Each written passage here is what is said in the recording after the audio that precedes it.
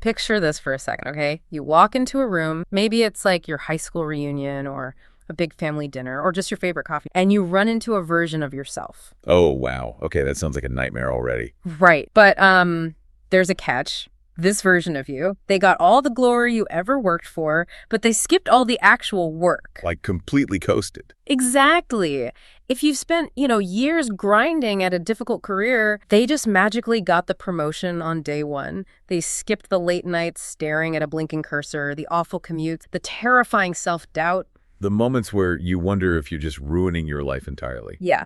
And to top it all off, they looked absolutely flawless doing it, like not a hair out of place. They coasted to the finish line completely unbothered while you dragged yourself there like bloodied. I mean, if you had to sit across the table from that version of yourself, you would probably despise it. You would And so that brings us to the core of today's. We are taking that exact dynamic, that feeling of looking at a polished, unearned version of yourself and applying it to a massive pop culture icon. Right. We are exploring why the original literary version of Harry Potter would fundamentally despise his cinematic counterpart, the movie. And look, we should clarify up front. We aren't just doing a standard, the book was better than the movie complaining session today. No, definitely not. We are pulling our insights entirely from this phenomenal, incredibly detailed video essay by the YouTube channel called The Harry Plotter. It's such a good video, and the arguments they present go so much deeper than just like complaining about deleted scenes or changed hair color. Yeah, so if you're listening to this and rolling your eyes thinking we're just going to complain about Peas the Poltergeist being cut, stick with us. Please do, because our mission today is to uncover what actually gets lost in adaptation press time. We're talking about losing a character's fundamental their relatability. Their core humanity, really. We're going to dissect the mechanics of plot armor, the necessity of suffering and storytelling,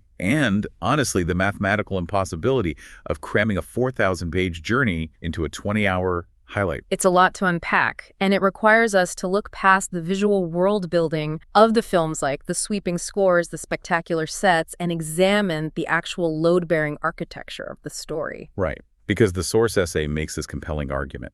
A character's true worth is forged in the crucible of their suffering. Yeah. And when a director removes that suffering, save runtime, they don't just change the plot. They fundamentally alter the soul of the protagonist. So let's get right into the mud with this, because we have to define the difference between these two Harrys. Like, how do they actually achieve their victories? Well, looking at the mechanics of it, the video makes this devastating point right out of the gate. Movie Harry survives largely on plot armor and just dumb luck. He really does. He's walking into battle wearing like an invisible, impenetrable shield made of script requirements. Exactly. Yeah.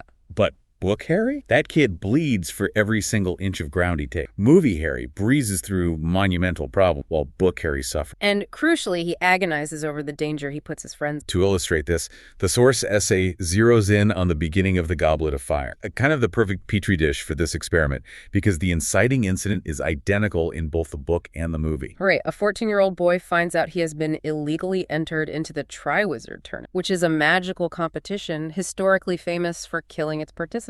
Yeah, the setup is exactly the same. But the psychological fallout, it's a chasm. So let's talk about that fallout.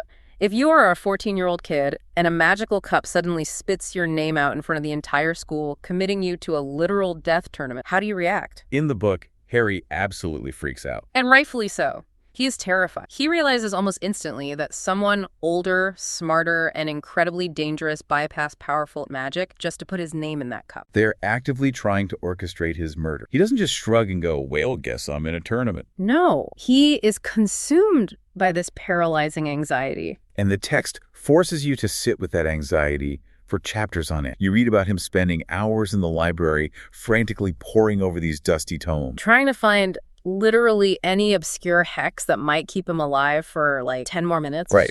And you see the physical toll the stress takes on him. It alienates him from his peers. He gets into a massive, heartbreaking fight with Ron Weasley, his best friend. The whole emotional ecosystem around him completely collapses under the weight of this terror. Exactly. But then... Wait, I just remembered the Potter Stinks badges. In the book, the entire school turns on him wearing these magical flashing badges, bullying him. He's totally isolated. Yes. But then look at the movie version of this exact same sequence of events. Yeah. Faced with the identical life-threatening scenario, movie Harry essentially just shows up. He really does. The immense psychological burden is almost entirely bypassed. The preparation, the terror, the isolation, it's reduced to what the source essay perfectly describes as movie montage form. I love that phrase, movie montage form. It's like a few quick cuts of him looking pensively at a book, maybe a sweeping shot of him walking through the courtyard, and boom, we are in the dragon arena. It completely gets to the heart of how media warps our perception of effort. It's like scrolling through your feed and seeing someone post a flawless, heavily filtered gym selfie. You know, they're wearing pristine matching gear, lighting is perfect, not a drop. And the caption says, like, crushed leg day. Exactly. That's movie Harry. Book Harry is the guy in the background of the gym wearing a stained t-shirt from 2012, literally vomiting in the park because he just pushed his body to abs. That is a highly accurate comparison. The filtered gym selfie analogy isolates the problem perfectly. Because from a narrative standpoint, true heroism isn't located in the victory. Right. The victory is just the period at the end of the sentence. The heroism is located entirely in the cost. Yes. When you montage away the preparation, the late nights, and the sheer unadulterated fear, strip away the cost. Book Harry steps into that arena to face a fire-breathing dragon while utterly terrified. He does it despite his fear. That is the textbook definition of courage. Right. But movie Harry. Does movie Harry even know he's in a movie? Because his lack of genuine panic almost suggests he's like, read the script. He knows he's the titular character. He knows there are only 2 hours to wrap this film up. So he just confidently strides out into the enclosure. He steps into the arena. It's minute 45 and it's time for the act sequence. Precise. And this leads to a fundamental misunderstanding of who the character actually is. Oh, totally. If movie Harry is portrayed as this slick, action-ready protagonist who can seamlessly transition from high school drama to dodging dragonfire, it creates a myth. The myth that he is an exceptionally gifted wizard. Right, but the source essay ruthlessly deconstructs this. So let's burst that bubble right now. How good of a wizard is Harry Potter, really? The video art. Right. Not very.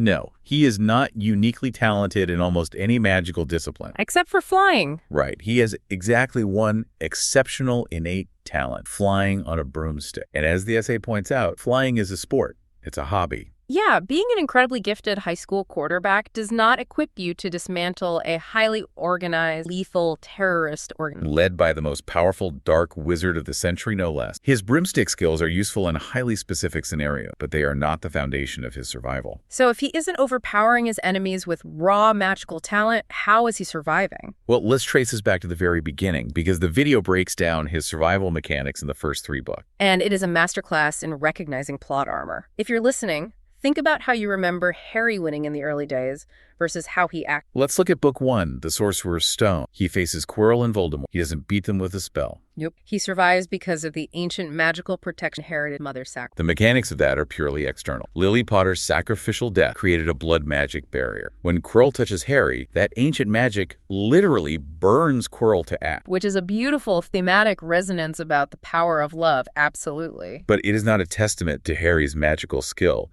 He's an 11-year-old vessel for his mother's lingering magic. Yeah. It is the ultimate external plot armor. It's like bowling with the bumpers up. He throws the ball, but it's his mom's magic acting as the bumper rails, ensuring he knocks down the... That's a great way to put it. And then we get to book 2, The Chamber of Secrets. He's facing a 60-foot basil, a legendary monster. How does he survive? A magical bird fox, the phoenix, literally flies into the underground chamber, drops a magical sorting hat on the ground, and a legendary goblin forge falls out of it. Again, we have to look at the mechanics of the world building.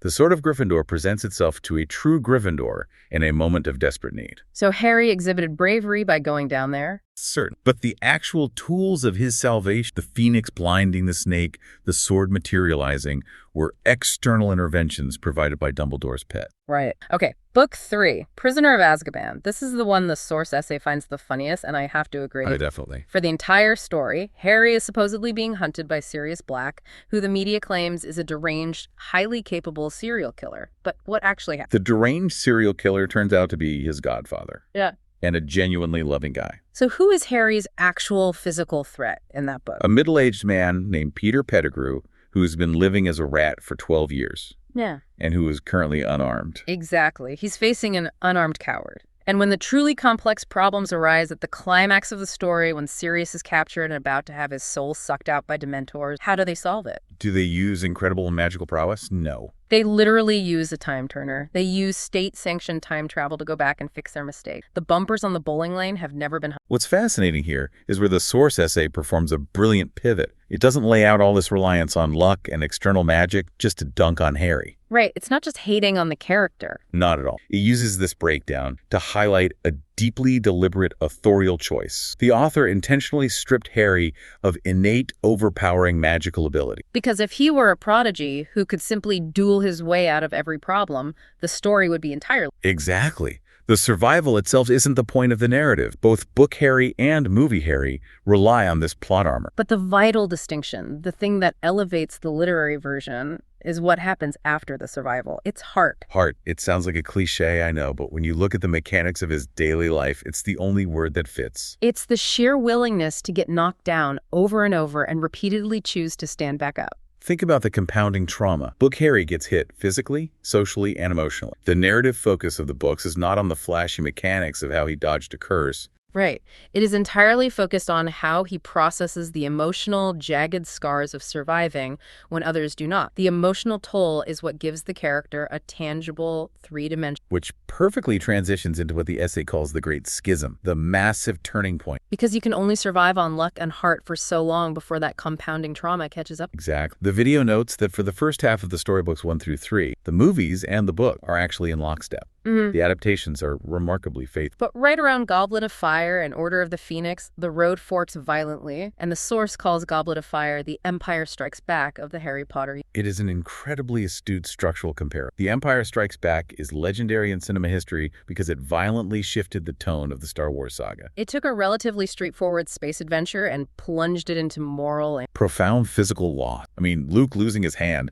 and ended with the villain holding the upper hand. Goblet of Fire executes the exact same structural maneuver. We go from winning house cups and eating feasts to like a literal graveyard. Voldemort regains a physical, terrifying body. And a fellow student, Cedric Diggory, Spare, is murdered in cold blood right in front of Harry. The innocence of the early boarding school adventure is permanently, irrevocably shattered. And it's the aftermath of that shattering that defines the 5th installment, Order of the Phoenix. The video essay dives incredibly deep into the psychological state Harry is trapped in during this time. If we examine the environmental pressures, it's a miracle he's at all. Serious. He is sent back to the Dursleys, completely isolated from the magical world, trapped with abusive relatives. He's entirely cut off from the friends who helped him survive the grief. And then, while he's just walking down a mundane suburban alleyway, he is attacked by Dementors, soul-sucking demons, in his own neighborhood. He uses magic to save his own life and his cousin's life, and what is the wizarding government? They immediately put him on trial and try to expel him from school. The environment shifts from passively dangerous to actively hostile. The entire infrastructure of his world turns against him. The Ministry of Magic, the primary newspaper, the Daily Prophet, they launch a coordinated, government-sponsored smear campaign against a 15-year-old boy who just witnessed a murder. They gaslight him on a national scale. Yeah. They claim he is unstable, attention-seeking, and lying about Voldemort's return. If you're listening to this, imagine experiencing a massive, traumatic event. Right. And instead of getting therapy, the entire national media apparatus dedicates itself to calling you a liar every single... That is his reality. And then he finally gets back to Hogwarts, the one place he feels safe, but it's been infiltrated. Dolores Umbridge, a government bureaucrat, takes over. She literally forces him to slice his own hand open with a blood quill during detention. She tortures children, she fires his mentors, and turns the school into a fascist microcosm. The emotional escalation is staggering. The video essay points out a brilliant contrast in his anger here. Oh, the Book 3 versus Book 5 anger comparison. Yes. In Book 3, Harry is furious because he believes Sirius Black betrayed his parent. He explicitly states he wants to murder him. But that is a specific, targeted rage with a logical focal point. By Book 5, after the trauma of the graveyard, the isolation, and the relentless gaslighting, Harry is no longer just angry at one person. He is just angry all the time. It is a pervasive, ambient fury at the fundamental structural unfairness of his reality. Okay, I'm going to stop you there. I get everything you're saying about his internal state, but I have to push back on the essay. Okay, let's hear it. The video argues that these complex human emotions, the ambient anxiety, the continuous fury, the suffocating isolation, fail to translate to the screen. Yes. But wait, aren't movies supposed to be the ultimate medium for conveying emotion? Show don't tell, right? We have brilliant actors. Daniel Radcliffe looks absolutely miserable, exhausted, and furious in those later films. He really does. The lighting is dark. The music is somber. Why isn't a tight, lingering close-up of a devastated teenager enough? Why do we need 900 pages of text to get the point across? Doesn't the visual medium do this more efficiently? There's a completely fair defense of visual media, and honestly, it's a debate that happens in every adaptation room in Hollywood. Yes, cinema is a remarkably powerful tool for immediate, visceral empathy. Right. An actor's microexpression can convey 1,000 words in a fraction of a second. Mm. However, the source essay argues that there's a difference between witnessing an emotion and enduring an emotion. Enduring it. Yes. What movies fundamentally lack, what they structurally cannot replicate, is the immersive endurance of internal monologue.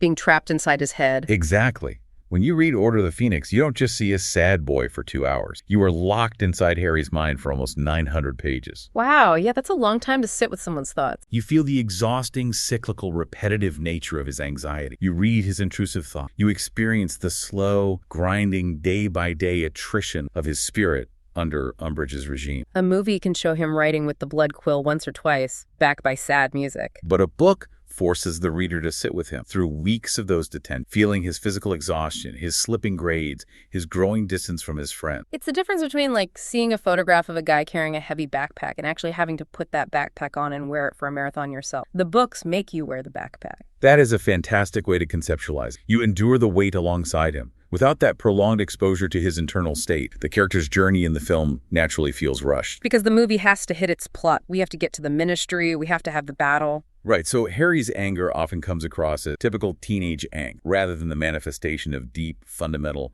untreated. And because the movie is sprinting from plot point to plot point, they have to start throwing cargo overboard to keep the ship moving. This compression of time necessitates the removal of entirely separate secondary plot. Which brings us to the butterfly effect. The video essay highlights how this cutting room floor reality creates a butterfly effect that fundamentally alters who the character becomes. It's a fascinating look at narrative Jenga. When you pull out a seemingly minor block, the whole structure of the character shifts. Right. The essay brings up the Ludo Bagman subplot. And if you have only seen the movies, or if it's been a decade since you read the books, you're probably asking, who on earth is Ludo Bagman? A very fair question. Ludo is a prominent character in the Goblet of Fire book. He's the head of the Department of Magical Games and Sports. He's a former professional Quidditch superstar. He played for the Wimburne Wasps. But now he's this slightly washed up, overly enthusiastic minstrel who oversees the Triwizard Tournament. But beneath that cheerful exterior, he has a massive, crippling gambling, and he is deeply in debt to a syndicate of goblins. He is a wonderfully complex, morally gray character. He isn't evil like Voldemort,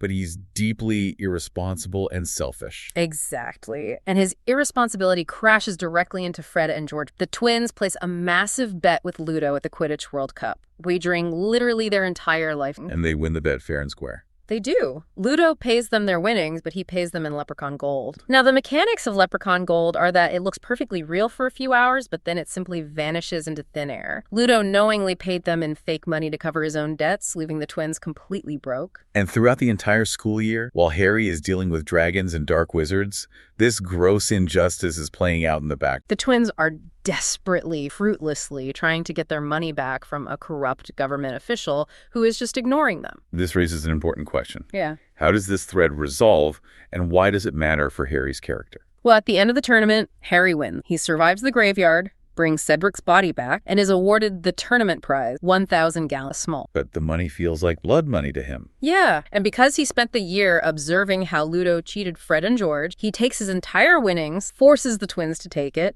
and tells them to use it as seed money to start their joke shop. Weasley's wizard wheezes. Exactly. It is a phenomenal, quiet moment of character definition. But from a purely logistical standpoint, as the source essay acknowledges, when a screenwriter is tasked with compressing a massive 700-page story into a 2.5-hour film, cutting Ludo Bagman makes total sense. He is tangential to the return of Voldemort. You have to streamline the narrative. But the video argues that this surgical cut cheats the audience. It completely robs Harry of a vital moment of proactive empathy and agency. And this raises what I think is the most important question about the nature of adaptation. When you translate a story from the page to the, are you merely adapting a sequence of events, or are you attempting to adapt the moral development of the protagonist? Wow. That really is the crux of it all, isn't it? Are we adapting a plot, or are we adapting a person? Exactly. The movies successfully adapt the plot. Harry enters the maze, Cedric dies, Voldemort returns. Check, check, check. The plot functions perfectly. But by excising the Ludo Bagman subplot, the movie removes a crucial building block of Harry's empathy. Giving away that 1,000 galleons wasn't just a nice gesture. It was Harry recognizing a systemic unfairness in the adult world, a corrupt official taking advantage of kids and choosing to use his own resources to rectify it. It proves that even amidst his own suffocating trauma, he remains deeply observant of the struggles of those around him.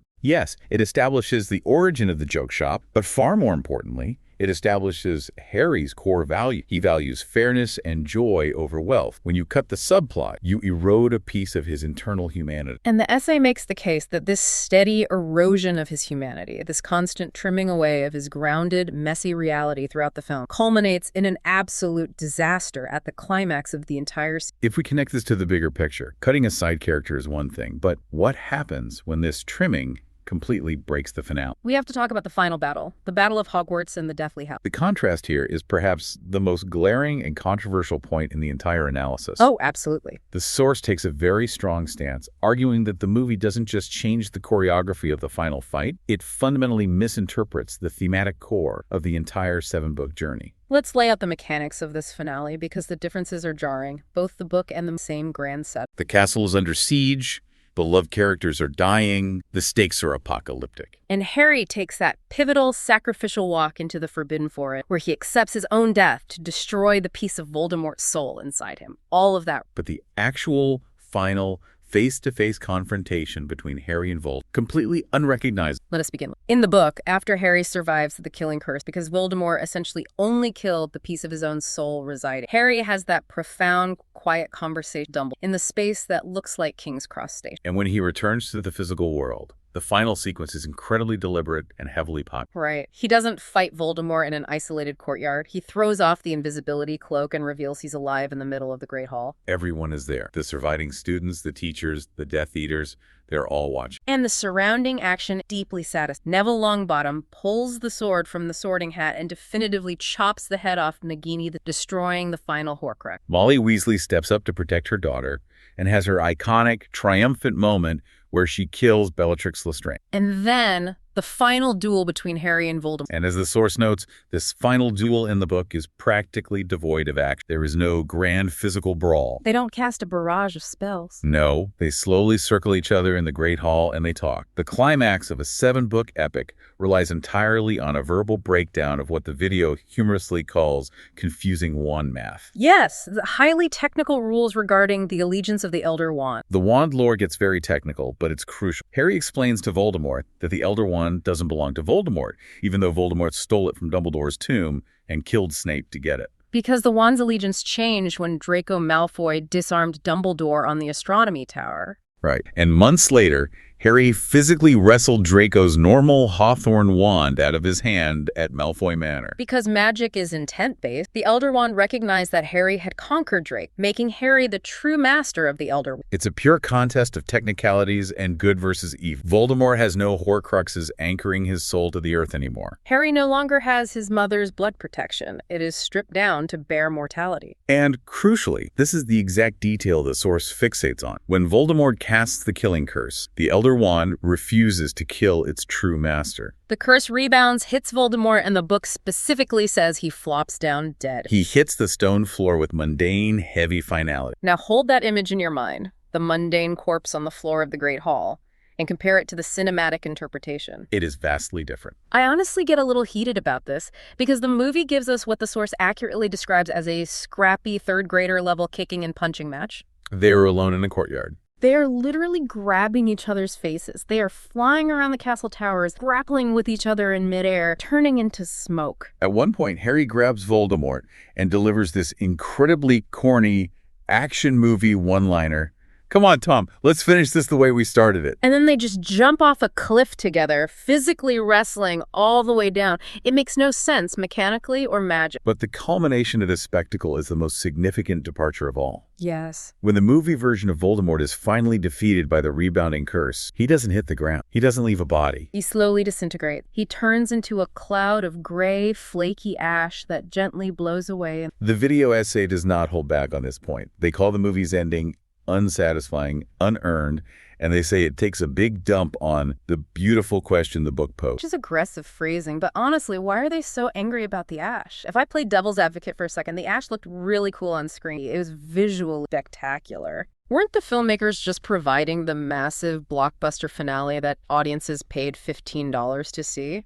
That is the standard defense of the blockbuster format, but it completely misses the thematic point. The anger from the source essay stems from the absolute destruction of the story's defining symbol. Explain that. Well, we have to look at the mechanics of a Horcrux. A Horcrux is created by committing murder, the supreme act of evil, to tear your soul apart and anchor a piece of it to a physical object. Voldemort did this multiple times because he was terrified. He was terrified of being ordinary. The author specifically wrote that when the final piece of his soul was destroyed and the curse rebounded, Voldemort flopped down dead to prove a profound philosophical point. Which is? Despite all his dark magic, despite mutating his body, despite his terrifying ideology, at the very end of it all, Tom Riddle was just a man. He was a flawed, fragile, mortal human being who succumbed to the exact same mundane death as everyone else. His normal human corpse lying on the floor is the ultimate, undeniable defeat of his supremacist ideology. Exactly. Oh, wow. That gives me chills when you explain it like that, because fading to ash does the exact opposite. It does. Fading to ash turns Voldemort into a mystical, ethereal monster. It inadvertently validates his entire worldview. It proves he was something more than human,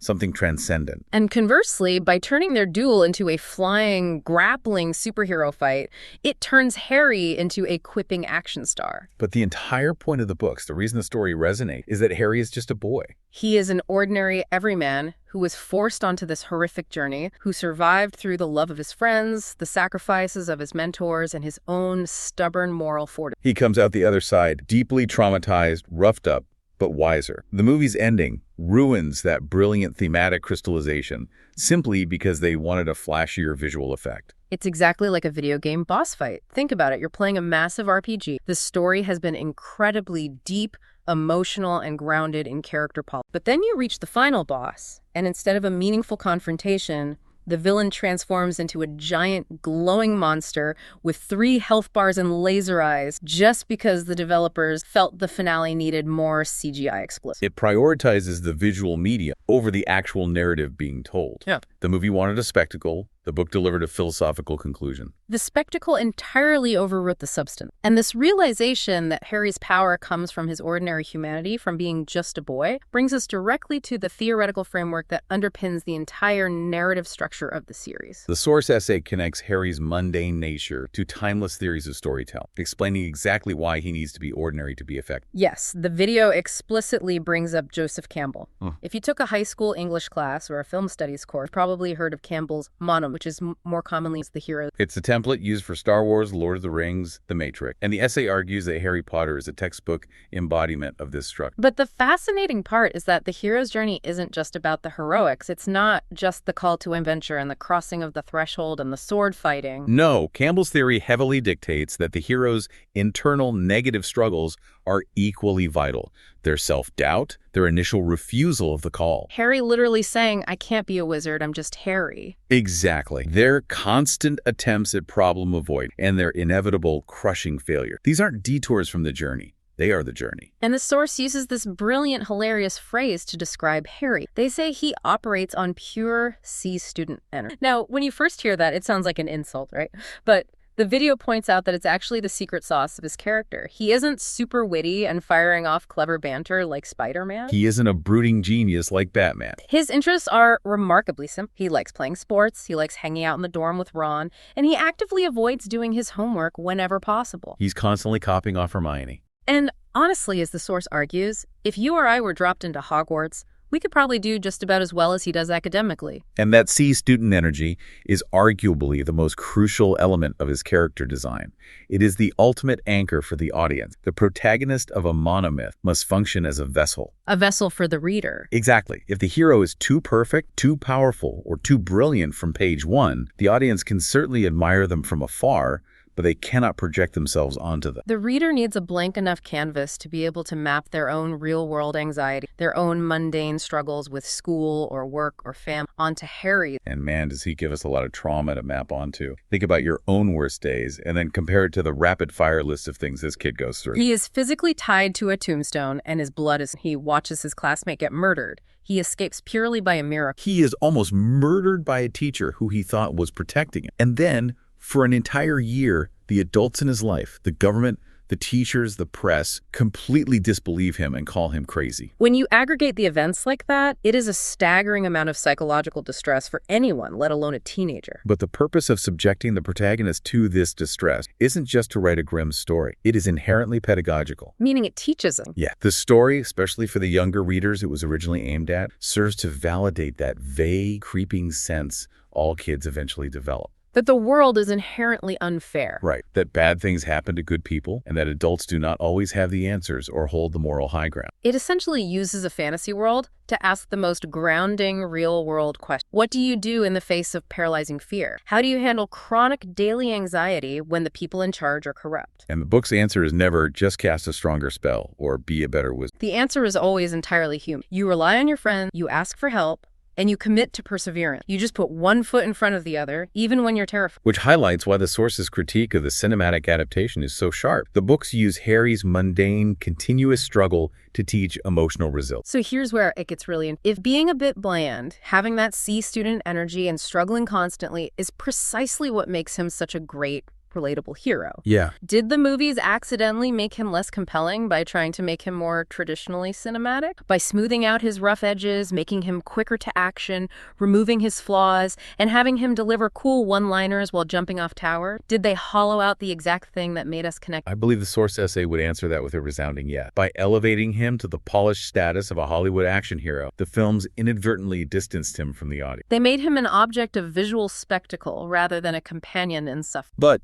to be fair, the video essay does offer a moment of grace to the filmmaker. It acknowledges a very harsh reality that any director faces, the runtime reality. Oh, the runtime. It is an unavoidable logistical constraint. Look, it's a math problem. You simply cannot fit a gallon of water into a shot. The comparison between the immersive depth of a massive novel and the pacing of a blockbuster movie is inherently not an entirely fair fight. The numbers are staggering when you put them side by side. We are talking about roughly 4,000 pages of dense text across the 7 books. And the 8 films combined run just under 20 hours. Think about that math. That's trying to cover hundreds of pages an hour. The video points out this mind-blowing statistic. The 20-hour runtime of the entire film franchise is actually less than the runtime of the unabridged Jim Dale audiobook for Goblet of Fire alone. Wait, really? Just one book? Just Goblet of Fire. One book takes longer to read aloud than it takes to watch all 8. That single statistic perfectly encapsulates the impossibility of the adaptation task they were given. When you have that little time,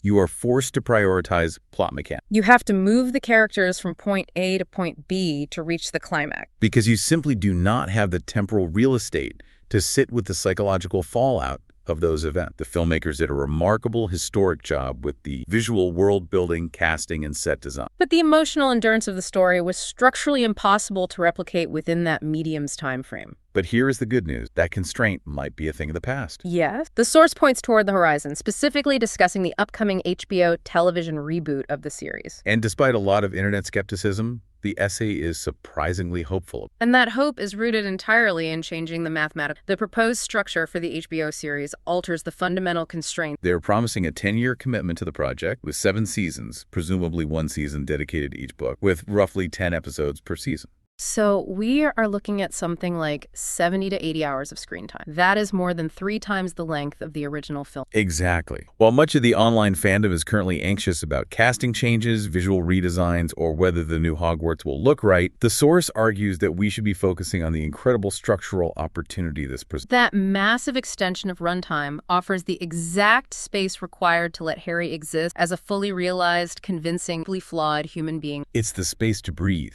It's the space to show both the filtered gym selfie and the hours of grueling work that preceded. It gives a visual medium the time to show Harry spending weeks writing with the blood quill or wandering the halls at night consumed by anxiety. It allows the audience, finally, to truly suffer alongside Harry. Because as the video argues so passionately, that shared endurance, that shared suffering, is the true power of the story. So what does this all mean? I believe this analysis leaves us with a much deeper appreciation for the unique capabilities of different mediums. Books possess the unparalleled ability to allow you to step fully inside someone else's consciousness. They force you to process unimaginable, traumatic situations at the exact pace of the character's own thought. The film franchise provided incredible visual iconography that defined a generation, but it had to sacrifice the internal architecture of the protagonist to do so. The HBO series, however, has the unprecedented structural opportunity to synthesize. It can marry the visual spectacle of the screen with the emotional endurance and meticulous character development of the page. That perfectly sums up the journey of this deep dive. The difference between Book Harry and Movie Harry isn't just a trivial list of deleted scenes, omitted characters, or altered dialogue. It is a fundamental difference in the philosophy of what makes a character compelling. Movie Harry survives on luck, rapid pacing, and literal plot armor. Book Harry survives on resilience, immense heart, and the profound willingness to endure prolonged pain.